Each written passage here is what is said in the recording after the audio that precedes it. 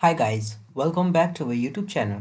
So in this tutorial, we're going to learn how can we create a block in AutoCAD.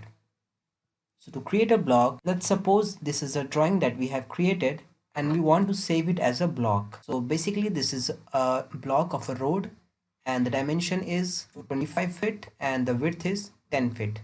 Okay, you just click on this home button and here in this blocks group, just click on this option that is create blocks. Also, you can have the shortcut that is blocks. Press enter and then this box appear. You can rename the block. My block is road, so I'll rename it as a road. And the description, length as 25 feet and width as 10 feet. And now you have to specify the object, uncheck it and then select the object. I'll select this entire block, entire object and check if there's nothing left and then press enter.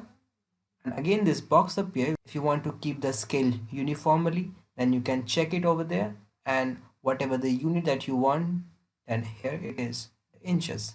Then press OK.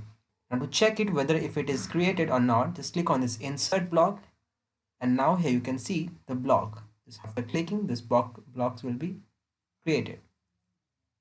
This way you can create a block in AutoCAD. Hope you like this video. Thank you.